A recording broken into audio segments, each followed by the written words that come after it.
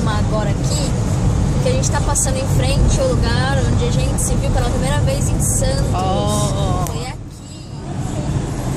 em frente à praia. Que lindo! Especificamente no... Nossa, gente, fica bacana. Mês de julho também, ó, 2 anos atrás. Mês de julho. Ai, deixa eu abrir a janela. Foi aqui, né? Aqui. Que eu fiquei... Que eu desci errado. Desci errado no ponto. Eu falei pra você descer no ponto final, você desceu no meio da praia. É. E eu vim te buscar aqui, fiquei brigando pra achar um lugar pra estacionar, porque não tinha lugar pra estacionar. Foi mesmo. E aí a gente ficou aqui tirando fotos. Você tirou um monte de fotos bonitas. Um monte não, né? Você tirou um monte de foto bonita, que depois ninguém acreditou que você tinha tirado do seu celular. Tirei foto do não sol. Foto minha, foto do sol. Tirei uma foto maravilhosa sua, tia. Porque minha cabeça ficou quadrada, tá horrível aquela foto. O cabelo tava bagunçado, parecendo que eu tinha a cabeça quadrada. É.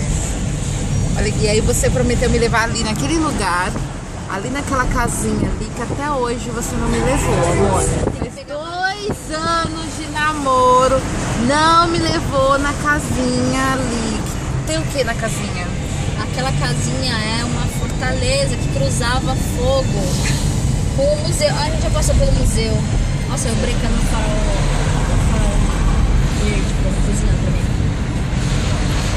Tem um museu ali atrás, que na época das exportações de café, não sei a história da cidade. Eu morei aqui no restaurante que eu quero te trazer, que tem um risoto, ó, passou. Risoto!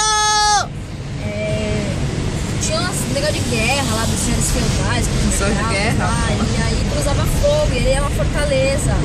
E aí tem os negócios dessa época do café lá. E aí tem, só que pra ela tem que ser de barco, não tô vendo como aqui. Danada. Você viu como eu tô branca? Eita! Que babado. Batom. Odeio batom.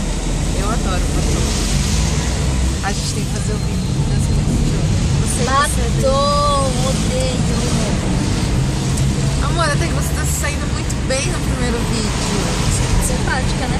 Você é muito simpática. Tchau, fãs. Tchau, chega.